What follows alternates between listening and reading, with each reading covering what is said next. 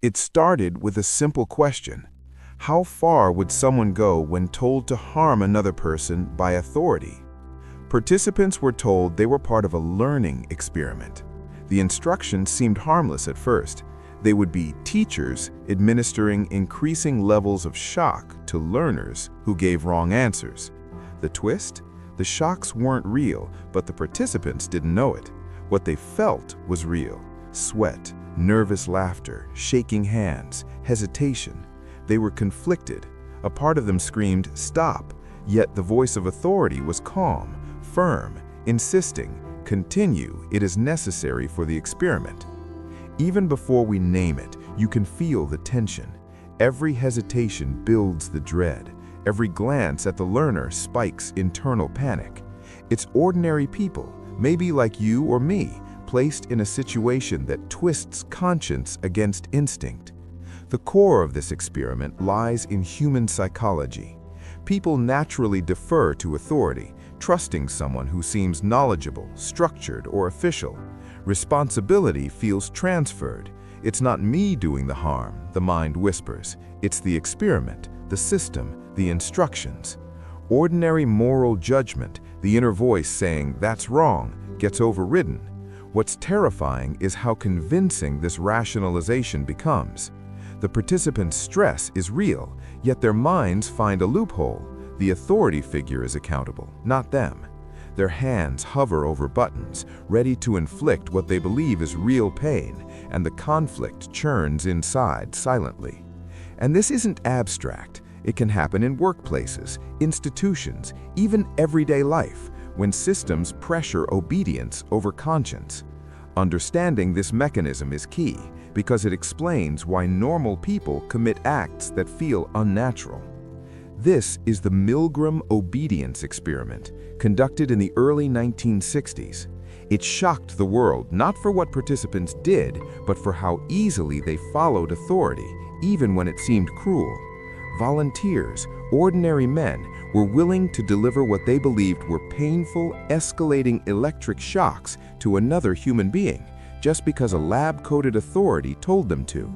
Stress was visible, hands trembled. Some participants laughed nervously, masking panic. Others sweated, bit their lips, or whispered to themselves, trying to rationalize. The emotional intensity, that inner battle, was real, raw, and undeniable. And yet nearly 2/3 of participants went to the highest shock level. Ordinary, average people. The experiment was so disturbing that it raised ethical alarms and was eventually stopped. But the psychological insight it revealed? Ordinary people are capable of extraordinary obedience, and the conflict that follows can feel unbearable. Why do intelligent, conscientious people obey in situations like this? One reason is responsibility transfer.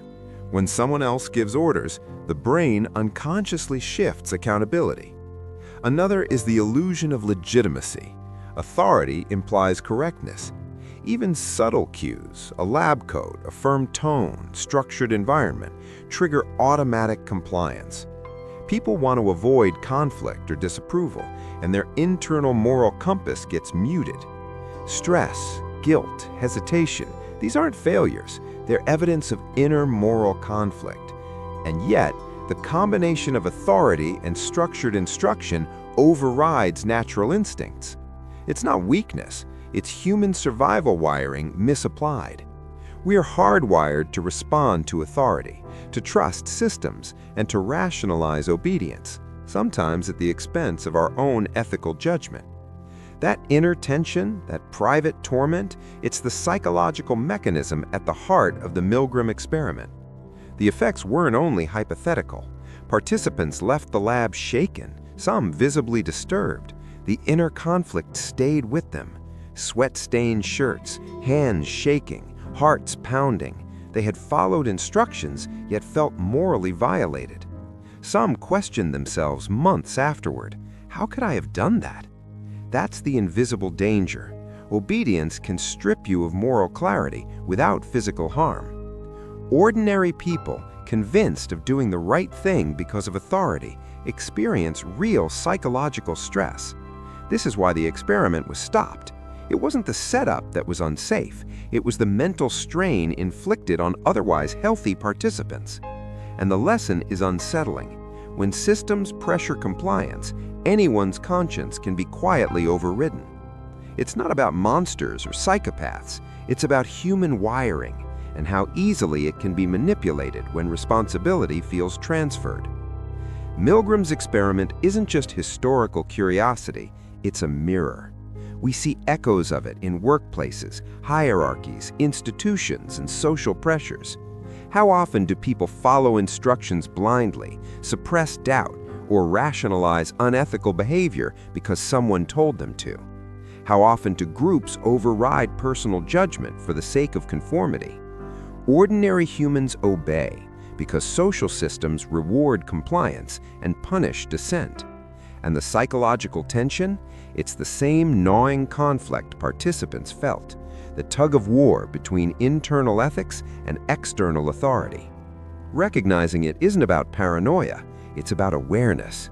Awareness allows a pause, a reflection, a potential refusal before crossing the line. It's a subtle, quiet skill, noticing when responsibility is shifting and deciding whether to follow, hesitate, or stop. And that insight can protect you from unseen influence. The Milgram obedience experiment reveals a disturbing truth.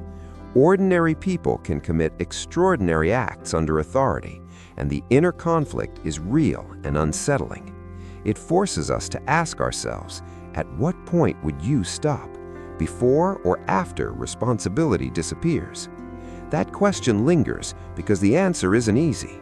It's not about bravery, strength, or weakness.